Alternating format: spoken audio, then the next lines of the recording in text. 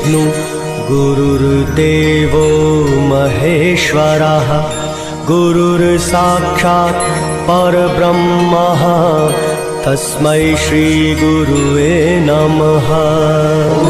गुरुर्ब्रह्मा गुरुर्विष्णु गुरुर्देवो महेश्वरा गुरुर्साक्षात् परब्रह्म तस्मै श्री गुरुवे नमः।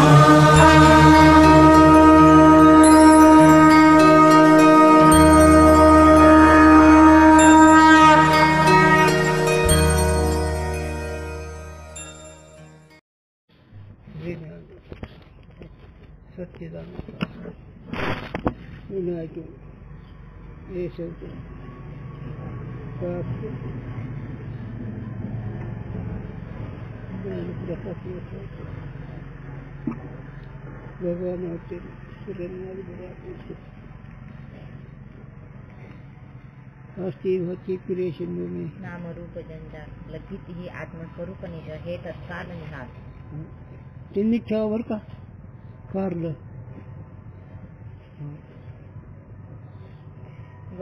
आणखीन एक ती कुठे आहे तिथं कळतच नाही. शेग होतं म्हणून ठेवलं त्या बरं आता जाऊ द्या.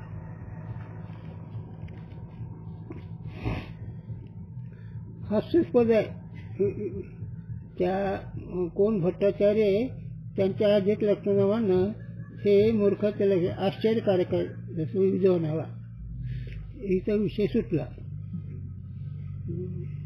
तरी दिवसभर काही करतो आम्ही. हा ठीक आहे होतं.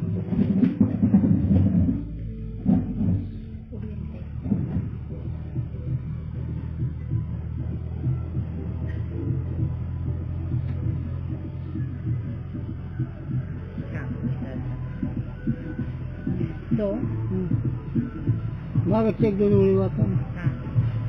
शक्तिवाद आदि ग्रंथन में निपुणमती पंडित को आश्चर्य का जनक है. हो आता शक्तिवाद व शक्तीचे विचार करणार जे पंडितांना होईल त्यांना हे महाराष्ट्र कोण भट्टाचार्य आहे का त्याचं आश्चर्य आहे बघा.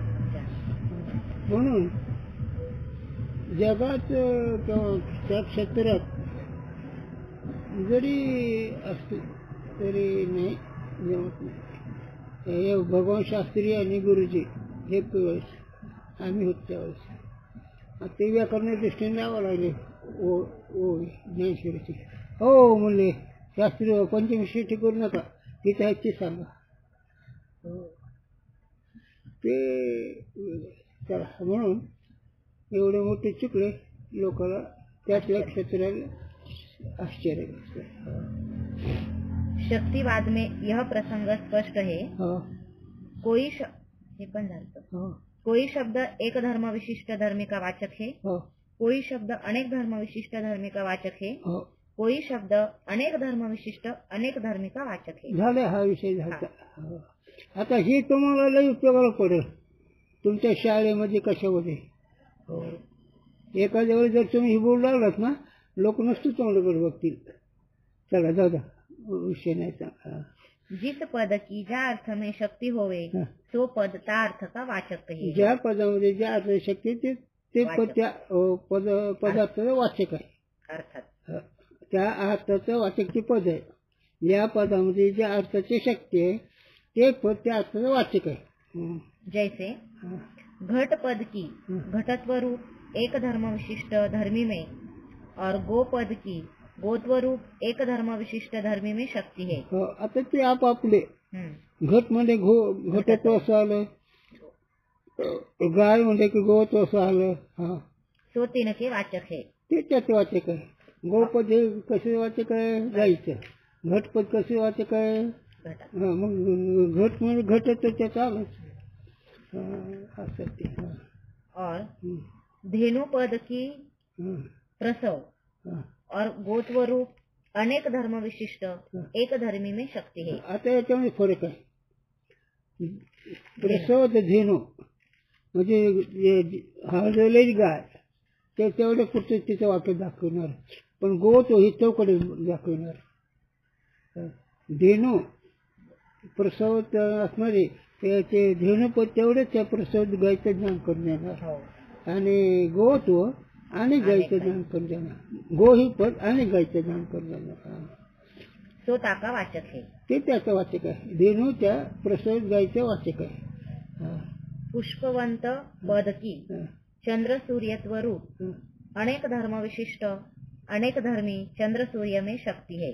आता पुष्प होतं. आता उपमा दिले ना चंद्राला सूर्याला, तर ते अनेक वाचक पद आहे. ते पुष्प हे पद अनेक वाचक आहे ना. चंद्र येते, सूर्य येते, फुलं येते. सो पुष्पवंत पद चंद्र सूर्य दोनों का वाचक है. अनेकाचं वाचक झालंच की. पुष्प ही पद दोन्हीचे सूर्याचे वाचक आहे, चंद्राचे वाचक आहे. जिस धर्म विशिष्ट में शक्ति है ता धर्म को त्यागी के केवल आश्रय का बोध लक्षणाते होवे है.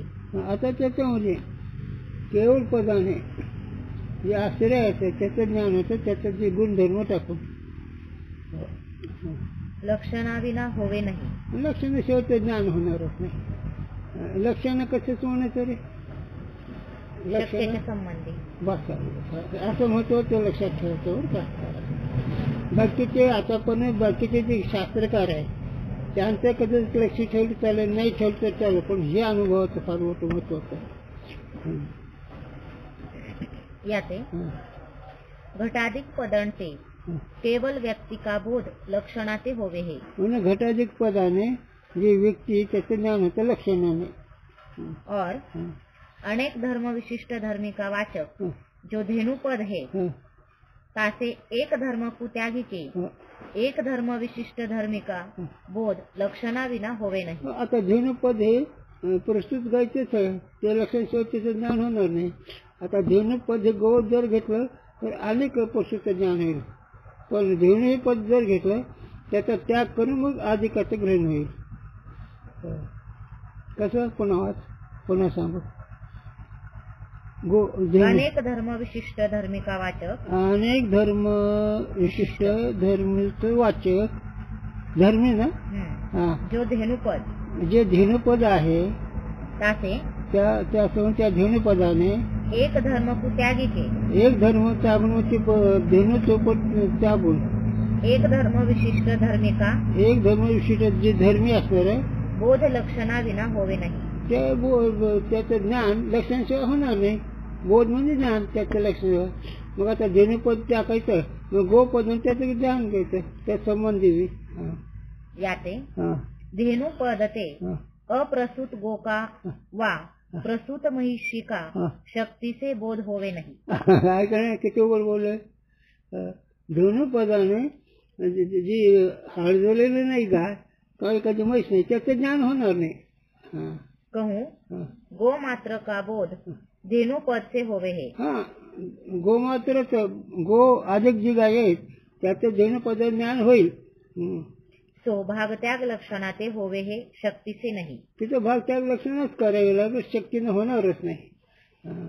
तैसे पुष्पवंत पद से चंद्र को त्यागी के सूर्य का और सूर्य को त्यागी के चंद्र का बोध शक्ती से होवे नहीं. लक्षणानेच होईल.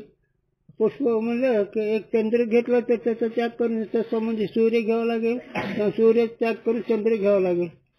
तिथं लक्षण शक्तीनं होणार नाही, लक्षणाने त्यात ज्ञान होणार. इस रीति से शक्तिवाद में लिखा है. असं ही पद्धत शक्तिवाद जे असणार आहे वेदांताचार्य शंकराचार्य अनेक त्यांनी त्यात लिहिले. सोयी संभवे है. आणि तेच संभव, तेच बरोबर आहे. शक्ति तो विशिष्ट में और शक्ति से बोध विशेष का यह कथन सर्वथा निरुक्तिक है. आता किती लांब ठेवलं त्याला. वाचा आता तो वाक्य.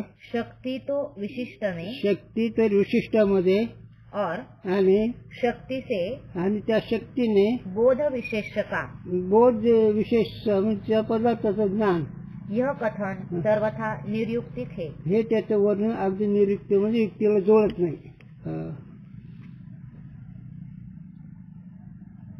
जिस धर्म वाले अर्थ में पद की शक्ति होवे उसते न्यून वा अधिक अर्थ लक्षणाचे प्रतीत होवे हे. आता जे पद ज्या पदार्थाचं बोधक आहे त्याच्या ठिकाणी कमी किंवा जास्त त्याचं ज्ञान लक्षणीय होईल. कमी पदार्थ असलं त्याचं तेवढं ज्ञान लक्षणीय होईल, किंवा जास्त व्यापक असलं तर त्याचं ज्ञान लक्षणीय होईल. न्यून अधिकच ज्ञान लक्षणीय होतं. ते कसं बस चला उदाहरण घेऊ, पुढे घेऊ ना उदाहरण. शक्ती से उस धर्म वाले अर्थ की ही प्रतीती होवे हे. मग शक्तीनं त्या पदार्थ ठिकाणचे धर्म त्या धर्माचीच परिस्थिती होते. यह नियम है. असं नियम आहे. मग आता हाड बोलल्यावर कशी परिस्थिती येईल तुम्हाला? कुत्र्याची. नुसतं कुत्र्याची येईल का? त्याच्या धर्मच येईल. ज्या पदार्थ वाचक आहे त्या पदाने त्या पदार्थाचं त्याच्या गुणधर्माचं ज्ञान होतं शक्तीवरचं. काही ठिकाणी लक्षणावरचं होतं. जिथं त्याचा संबंध येऊ शकत नाही, जिथं लक्षण जुळत नाही तिथं संबंध येतो, त्या संबंध लक्षणावरचं ते ज्ञान होतं. पण शक्यवरचं न त्याचं जे गुणधर्म त्याचं ज्ञान होतं त्या शक्यच्या ठिकाणी असणारं. जो ऐसे कहे व्यक्ती मात्र में शक्ती है विशिष्ट में नहीं. आता कोणी म्हणेल व्यक्तीच्या ठिकाणी शक्ती विशिष्टामध्ये नाही. यह धर्मराज का अभिप्राय है तो बने नहीं. हे धर्मराज तात्पर्य हे त्याचं बरोबर नाही. काहे ते? कारण विशिष्ट वाचक पद की शक्ती से विशेष का बोध होवे है. आता विशिष्ट वाचक पदाने विशेष जे असणार त्याचं ज्ञान होतं. यह धर्मराज ने कहा है. असं धर्मराजने सांगितलं. पण जो व्यक्ती मात्र में शक्ती वांछित होती, जर व्यक्तीच्या ठिकाणी शक्ती वांछित असली तर वांछित म्हणजे इच्छित, तो व्यक्ती मात्र में शक्ती से ताका बोध होवे है ऐसा कहते. मग जर त्याच्या शक्तीनं त्याचं ज्ञान झालं असतं शक्तीवरचं. विशिष्ट वाचक पद नहीं कहते. मग विशिष्ट वाचक पद तिथे गरजच नाही म्हणायचं. और व्यक्ति मात्र में शक्ति किसी के मत में है नहीं. आणि व्यक्ति मात्र में व्यक्ती मात्राच्या ठिकाणी शक्ती किसी के मत में है नहीं. कोणाच्याच मतामध्ये नाही. सर्व मत में विरुद्ध है. हे सगळं मताच्या विरोध आहे. फक्त मग शक्ती कशाच आहे? शक्ती कशाच आहे? पदामध्ये. बस झालं. व्यक्तीमध्ये नाही, पदार्थामध्ये नाही. बस हे लक्ष झालं. ह्याच्यात काय का जोड? एक ऐकावे गावे वाचायचे सदा म्हणून संत वाङ्मयच वाचायचं. संत वाङ्मयाचाच पदाचा विचार करायचा तर त्या पदाच्या शक्तीनं शक्यचं ज्ञान होतं. कधी लक्षणाने होतं. आता इथं सत्य ज्ञानांत गगनाचे प्रावरण नाही रूप वर्ण गुण देते. तो हरी श्रीहरी पहिलं डोळेवर पाहता पांढरी सारी. आता काय शक्य आहे आणि ते अशक्य काय? श्रीहरी. पण तो अगोदर श्रीहरी सच्चिदानंद सांगितलं आणि तो हरी श्रीहरी पहिला. हिचं लक्षण नाही कारण श्रीहरीचा सच्चिदानंद संबंध आहे म्हणजे लक्षण नाही लागली इथं. तेव्हा दुसरं शेवटचं ज्ञानदेवाने पाहता पाहिलं नाही रे. ज्ञानदेव म्हणजे ज्योतीची नीच ज्योती आणि ते होती उभी विटीवर. तर माऊली म्हणते ज्योतीची नीच ज्योती ती उभी विटीवर. आता ज्योतिष नीच ज्योती म्हणजे काय? तिथे गुरुने सांगितलं होतं बुद्धीचा दृष्टांत कुटस्थ चैतन्याच्या बुद्धी पडलं चैतन्य प्रतिमूर्ती ज्योत ते ज्ञान आणि त्या ज्ञानाचे मूळ स्वरूप उलटीवर आहे. आता इथं लक्षात घ्यावं लागलं. शक्य इथं काय केलं? ज्योतीची नी ज्योती शक्य झालं आणि त्याचं लक्ष ते उलटीवर. जमलं का? तसंच आता इकडे घ्या. ही जर अभ्यासाकडे घ्या. तो म्हणलं की आता इथं वाच्य कोण झालं? आमच्याकडे विशिष्ट चैतन्य आणि जीव आणि त्या वाच्य विशिष्ट चैतन्य जीव त्याच्याशी शक्य कोण जीव आहे तो पद होता. आणि त्या तो पदामध्ये जड पद बाजूला ठेवायचं अंतकरण आणि साक्षी चेतनाचं लक्षण घ्यायचं. कारण जीव ही साक्षी आहे ना, हो. चेतन भागा नाही. आणि जीव ही अंतःकरणाचा धर्म अंगावर घेतला जीव झाला. पुढीला तेवढे आपला माता घ्यायचे भारी काय दाखते जे धनुर्धर. मग ही तर जीवाच लक्षण. आणि ह्याच अंत्यकरणाचे धर्म अंत्यकरण ठिकाण आहे. मी त्याला जाणतो हिचं लक्षण होते ना आलं. मग तो पदामध्ये लक्षण वृत्ती आहे, शक्ती वृत्ती आहे म्हणून भागच्या लक्षण ही तर जमते. तसंच तत्पदामध्ये बी. म्हणून तर हे वेदांत ऐकायचं आहे. उद्धटपणा नाही, उर्मटपणा नाही, मस्तीपणा नाही, समजूत आहे. समजुतीचा माणूस बरोबर पद्धतशीर करतो. ज्याची समजूतच नाही त्याची काय समजूत. त्याला माझी गुरुच द्रष्टा देत असं आहे का नाही. लहान मुलं त्याला इंद्रियाच्या व्यवहारच कळते का. आणि ते छान झाल्यावर मग तसंच आहे. मग समजूत झालं त्याचा व्यवहार बिनचूक होईल आणि जे समजून त्याचा व्यवहार बिनचूक होत नाही. आता इकडे घ्या, ज्याला स्वरूप ज्ञान नाही त्याचा व्यवहार बिनचूक नाही. भावनेने होतं पण बिनचूक होत नाही. आणि निष्ठेने जर केलं तर तो अधिकारी होऊन पुढे जाईल. जर नुसतं भावने जर केलं तर नाही होत. त्या भावनेला जर फक्त निष्ठेची जोड असेल मग तो तपस्वी होऊन त्याला अधिकारी होऊन पुढचे चिंतून होतं. हे जरा मी थोडं बाजूला का गेलो कळण्याकरता. म्हणून शक्य कोण आहे, घट आहे. त्याचं वाचक कोण आहे, पद आहे. पदाचा शक्य घट आहे, घट पदाचा शक्य घट आहे. यद्यपि शिरोमणि भट्टाचार्य ने व्यक्ति मात्र में शक्ति मानी है, तथापि पद से अर्थ की स्मृति और शाब्दबोध जाति विशिष्ट का ताके मत में होवे है. आणि त्याने हिच चुकला. पदामध्ये शक्ती काय मानली नाही, व्यक्तीमध्ये शक्ती मानली आणि त्या पदामध्ये शाब्दबोध आणि स्मृती होती. त्या पदार्थ स्मृती होती आणि शाब्दबोध होतो. त्या व्यक्तीचा शक्य संबंध नाही हे त्याने म्हणलं. तो कोण नाव काय त्याचं, भट्टाचार्य. शिरोमणी मोठं पद दिलंय. या शिरोमणी शिरोमणी म्हणलं नंतर 2 वर्ग होतात. एक उपेक्षणीय अर्थपद लावले जाते, अनेक पूजनीय आदरणीय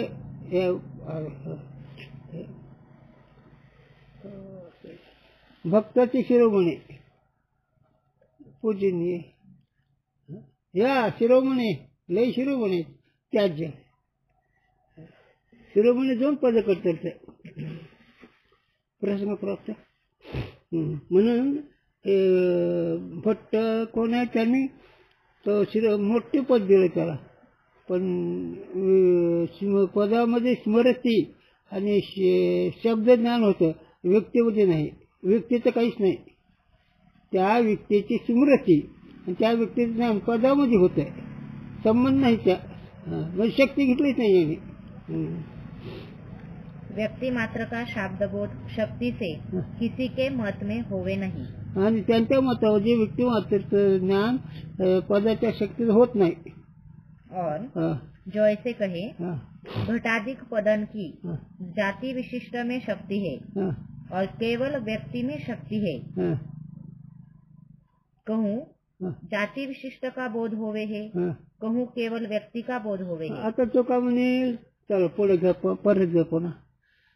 कहूँ और आणि जो ऐसे कहे तो असं म्हणेल घटाधिक पदन की घटाधिक पदाची जाति विशिष्ट में शक्ति, जाती विशिष्टामध्ये शक्ती. आता जातीचे घट आणि घटत्व. और केवल व्यक्ति में शक्ती है आणि केवळ व्यक्तीमध्ये बी शक्ती आहे.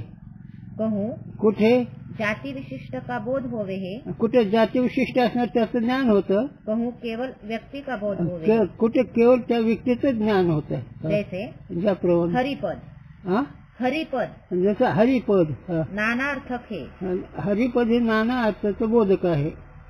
तैसे सकल पद नाना अर्थक है. तसे सगळे पद नाना अर्थाचे. आता हरिपद अनेक वाचिक पद आहे. हरी कशाला म्हणते, देवाला म्हणते. हरी कशाला म्हणते, हे सगळ्याला हरण करणारा. हरी कशाला म्हणते है का नाही? हरी म्हणतो हरला त्याला हरी म्हणते. असं हरिपद अनेक वाचिक पद आहे. वानर का माकडाला पण म्हणतात. वानरला म्हणते.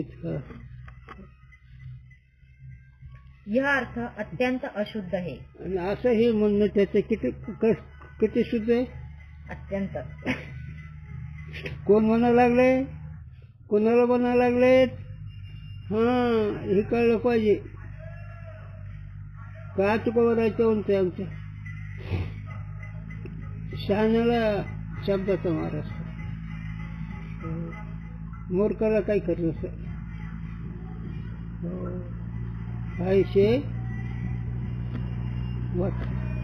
यह अर्थ अत्यंत अशुद्ध है. हे अर्थ म्हणजे व्यक्तित्वामध्ये जे त्याचं ज्ञान होतं म्हणणं हे अत्यंत अशुद्ध आहे, बरोबर नाही. और ताके ग्रंथन में यह अर्थ है नहीं. आणि त्याच्याच ग्रंथामध्ये हा जो अर्थ त्याच्याच ग्रंथात नाही. त्याने जे ग्रंथ केले त्या धर्मराज धोरणकरने काय ना तेच की भट्टाचार्य त्यांच्या ग्रंथात हा विषय नाही. अशुद्धता में यह हेतु है लक्षणाते जहाँ निर्वाह होवे तहाँ नाना अर्थ में शक्ती को त्यागे है. आता इथं एक कारण आहे जिथं हेतून हे लक्षणाने ज्ञान होतं. इथं हेतू हे आहे लक्षणाने ज्ञान होतं. तिथं नाना अर्थाचा उपयोग नाही. लक्षण एकच लक्षाचं ज्ञान आहे ना. लक्ष्यावरती ना एकच पदार्थ ज्ञान आहे. तिथं ज्ञानाचं काही गरज नाही. एक अर्थ में शक्ती और दूसरे में लक्षणा माने है. म्हणून एक अर्थाची शक्ती म्हणली दुसऱ्यामध्ये काय म्हणली? लक्षणा म्हणली. धर्मराजने ही लिखा है. हे धर्मराजने असं लिहिलंय नीलादिक शब्दन की गुण में शक्ती है. आता नीलादिक पद आहे निरघट हा. हे जे नीलादिक पद ते गुणामध्ये शक्ती आहे त्याची और गुणी में लक्षण आहे आणि गुणामध्ये लक्षण आहे असं त्याचं म्हणणं आहे. दोनों में शक्ती नाही कही. दोन्हीमध्ये नाही ते निरो गुण याच्यामध्ये नाही सांगितलं. त्या व्यक्तीमध्ये शक्ती सांगते फक्त. दोन्हीमध्ये नाही. निरो हे गुण आहे ना आणि घट ही व्यक्ती आहे. मग त्या व्यक्तीच्या ठिकाणी त्याने शक्ती सांगितली. गुण में शक्ती गुणामध्ये गुणी में लक्षणा आणि गुणामध्ये लक्षण सांगितलं. बरोबर आहे. याते लक्षणा के भयते नानार्थ का अंगीकार नाही. म्हणून लक्षणाचे भीती आहे. लक्षण जमत नाही म्हणून नाना अर्थाचे अंगीकार नाही. अनेक पदार्थाचा अंगीकार करणं बरोबर नाही. किंतु नानार्थ के भयते लक्षणा का अंगीकार है. म्हणून नाना अर्थाचे जोड नसल्यामुळे लक्षणाची गरज आहे. याते म्हणून विशिष्ट में शक्ती है. म्हणून विशिष्ट मध्ये शक्ती आहे. और व्यक्ति मात्र में शक्ती है. आणि व्यक्ती मात्र में शक्ती आहे. इस अशुद्ध अर्थ में धर्मराज का तात्पर्य नहीं. पण आता हे अशुद्ध आहे. अशुद्ध अर्थ आहे मग चुकीचा अर्थ आहे.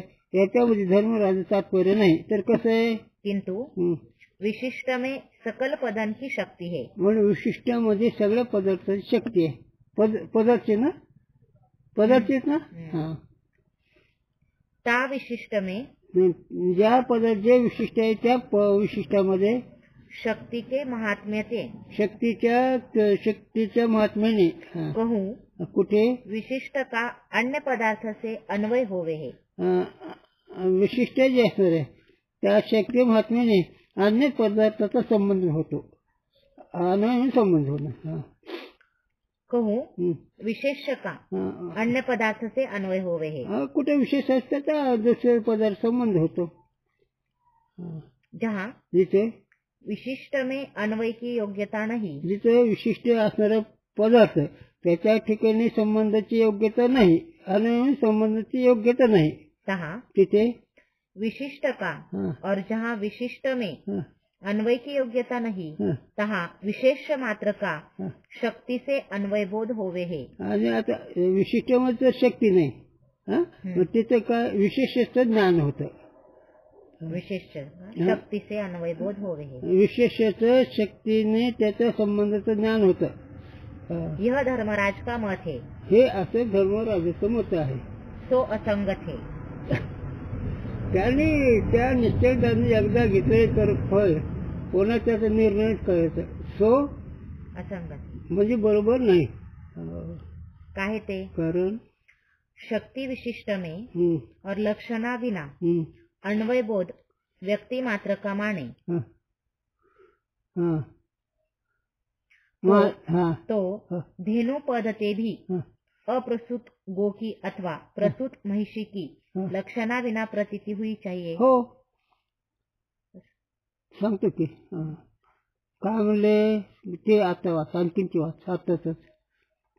आताचे ओळी. तो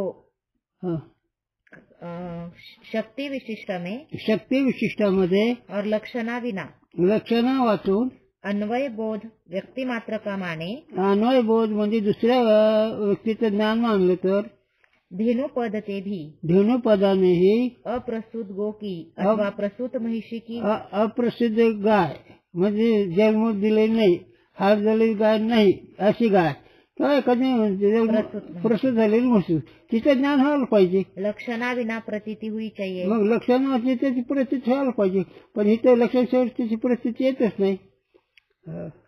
और आणि पुष्पवंत पद से लक्षणा विना एक सूर्य का अथवा एक चंद्र का बोध हुआ चाहिए. हो आता और होवे नहीं. पुष्पवंत या पदाचे जर लक्षण नाही घेतले आहे का नाही तर ज्ञान होणार नाही चंद्राचं किंवा सूर्याचं. म्हणून लक्षण घेतले तरच होतं, नाही घेतले तर ज्ञान होत नाही. याते म्हणून अनित्यो घटः इत्यादि वाक्यों में अनित्य घट या इत्यादी वाक्यामध्ये घटादि पदन की घटाधिक पदाने व्यक्ति मात्र में भागत्याग लक्षण आहे. म्हणून व्यक्ती मात्रामध्ये भागत्याग लक्षण करावे लागते. जो ऐसे कहे, जो असं म्हणेल बहुत प्रयोगन में व्यक्ति मात्र का बोध होने से अनेक प्रयोग अनेक उच्चारामध्ये व्यक्ती मात्राचं ज्ञान होतं, शक्ति से ही बोध होवे है. शक्तीनं जर ज्ञान होतं, शक्तीनं ज्ञान होतं, ताका यह समाधान है. त्याचं असं समाधान आहे. प्रयोग बाहुल्यते अर्थ में शक्यता माने तो नीलादि पदन का प्रयोग बाहुल्य गुणी में है, सो भी शक्य हुआ चाहिए. आता जर ते प्रयोग मानला तर जे निळ घट हा याच्यावर बाहुल्य म्हणजे काहीतरी लहान त्याचं शक्य त्याचं ज्ञान व्हायला पाहिजे. बाहुल्य म्हणजे लहान काहीतरी चित्रपटासारखं. और नीलादि पदन का गुणी शक्य नहीं किंतु लक्ष्य है. म्हणून नीलादिक पद हे गुणी नाही, त्याचं लक्ष्य आहे. नीलादि पदन का गुणी नीलादिक पदाचं गुणी असणारं शक्य नहीं किंतु लक्ष्य है. शक्य नाही ते लक्ष्य आहे. यह धर्मराज ने और वेदांत चूड़ामणि टीका में ताके पुत्र ने लिखा है. हे कोणी धर्मराज आणि वेदांत चूड़ामणि आणि वेदांत चूड़ामणि त्याच्या मुलाने टीका त्याचे कवली लिहिले हे. याते म्हणून जहाँ विशिष्ट वाचक पद थे विशेष मात्र का बोध होवे, जिथे विशिष्ट वाचक पदाने विशेषचं ज्ञान होतं तिथे सारे भागत्याग लक्षण आहे. तिथे भागत्यागच लक्षण आहे. परंतु पण सो निरूढ़ लक्षण आहे. चला निरूढ़ लक्षणा का शक्ति में ईशत ही भेद होवे है. आता निरूढ लक्षण ते शक्ती त्याचा भेद होतो, फरक होतो. निरूढ लक्षण शक्ती याचा फरक आहे. ईशत ही म्हणजे थोडा थोडा प्रयोग टाका प्रयोग बाहुल्य होवे है. ते म्हणजे थोडं होतं ते जिस अर्थ में शब्द प्रयोग का बाहुल्य होवे, ज्या अर्थामध्ये शब्द प्रयोग बाहुल्य म्हणजे थोडं आहे काहीतरी, तीच अर्थ में त्या अर्थामध्ये सारी शक्ती माने सारी शक्ती जर मानली तर तो जाति शक्तिवाद में जाति शक्तिवादामध्ये व्यक्ति का बोध व्यक्तीचं ज्ञान सारे लक्षणाते होवे है. सारे लक्षणाने होतोय. तो असंगत होवेगा. मग ते असंगत होईल रे. और आणि न्याय मत में राजपुरुष इत्यादि वाक्यन में राजपद की राज संबंधी में सारे लक्षण आहे. आता राजपद म्हणले की ते राजपद सगळी लक्षण येते. सो असंगत होवेगी. ते त्याच्या असंगत होईल मग तसं जर म्हणलं तर.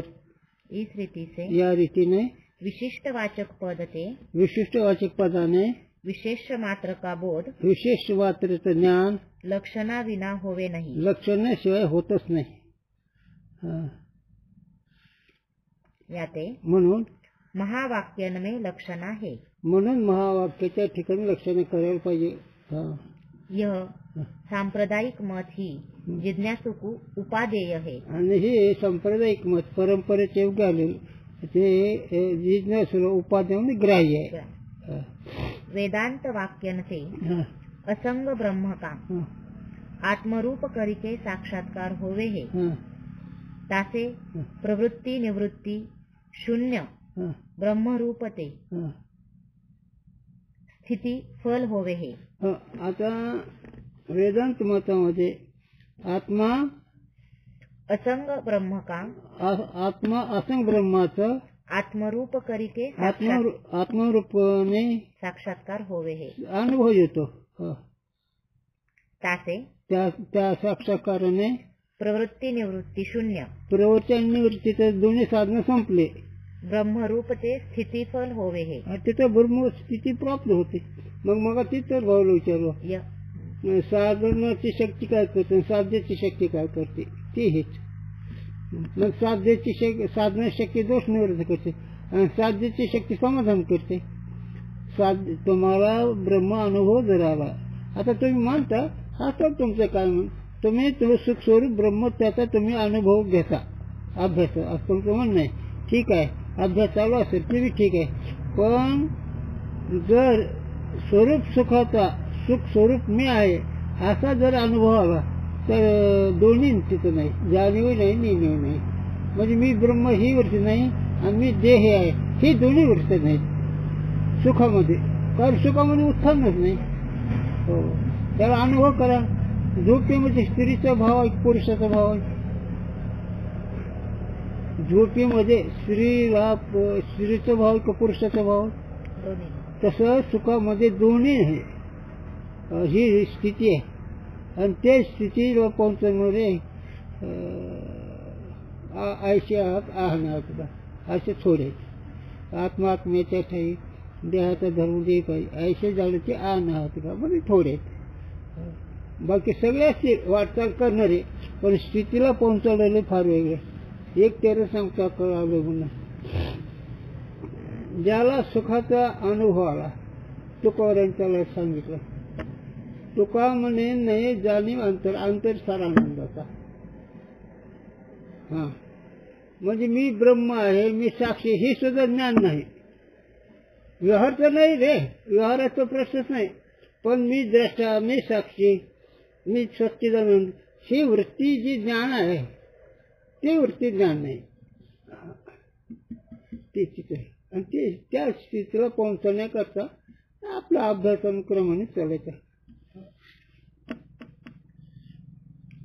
कुंडली यह अद्वैतवाद का सिद्धांत है. हे सांप्रदायिक जिज्ञासूला आत्मा ब्रह्मरूप आहे असा अनुभव आल्यावर तिथं विचार शून्य आहे कोणताच विचार नाही. तेथे स्वभाव धनंजय नाही कोणीच क्रिया आजना तिथं कोणतंच साधन नाही जाणीव नाही नेणीव नाही. झोपेमध्ये मुलगा जवळ आहे मुलगी जवळ आहे मुलीचं का मुलाच प्रेम दोन्ही नाही. तसं सुख मी निजलो का शून्य सारून तिथे सुखाने म्हणजे मी सहज लिहिले म्हणजे आनंदच रमलो. शून्य म्हणजे आनंद नाही शिकवून झोपलो असं सुख भरायचं म्हणणं. आणि वर्तमान कालच मिळवायचं तुम्हाला तरच मग ठीक नाही तर मग तेवढंच मग काय मग ते बरं करा ह्याच्याशिवाय गती नाही गो. त्याने विना दिवस सुख नाही. तुम्ही बाकीचं करा आणि तुम्ही केल्याशिवाय राहणारच काय. पण हे लक्षात ठेवा हे लक्षात ठेवून करा मग तुम्हाला लाभ आणि तोटा याचे परिणाम होणार नाही. आणि हे जर लक्षात ठेवलं ना लाभ तोट्याचे परिणाम होत होते.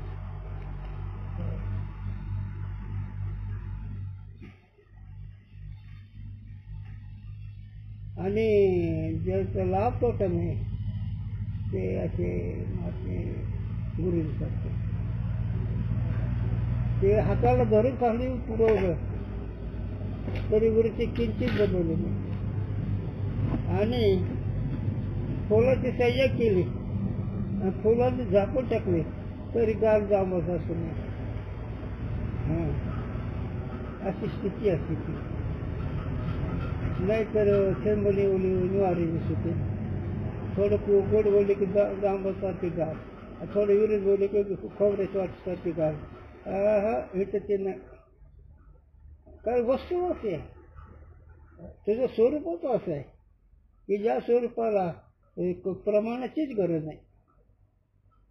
सूर्याचा प्रकाश किती व्होल्टेज आहे?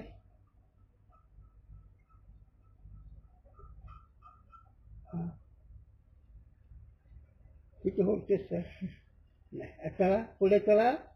तो साक्षीभाष्य आहे सूर्य. काय तू आहेस? सूर्याला तरी असं आणि उदय आहे. तू तुझ्या साक्षी संबंधाने तू ज्ञान स्वरूप साक्षी संबंधाने वृत्तीच्या साक्षीच्या संबंध हा सूर्य आहे. म्हणजे सूर्य साक्षी भाष्य. साक्षी भाष्य म्हणजे म्हणण्यापुरता हा वारकऱ्याचा सिद्धांत आहे. म्हणून गुरुजी म्हणजे वारकरी घर वारकऱ्याला कळत नाही.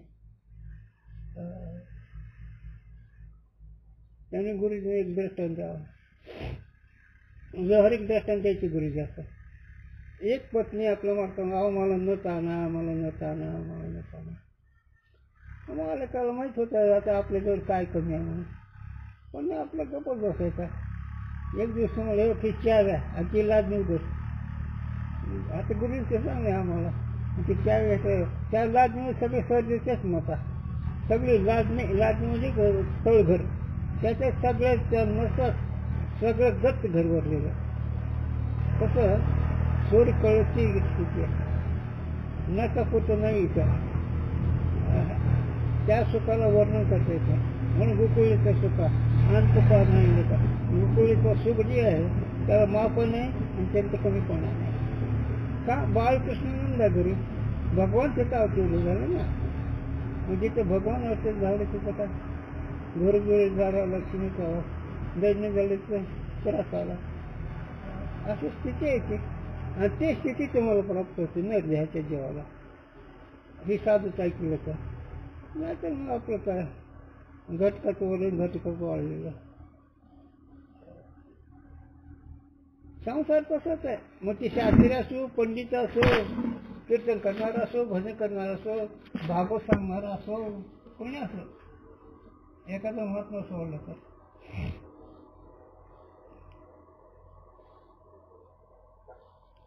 परमार्थ करता करता जन्म गेला पण समाजबंधीची भेटच नाही.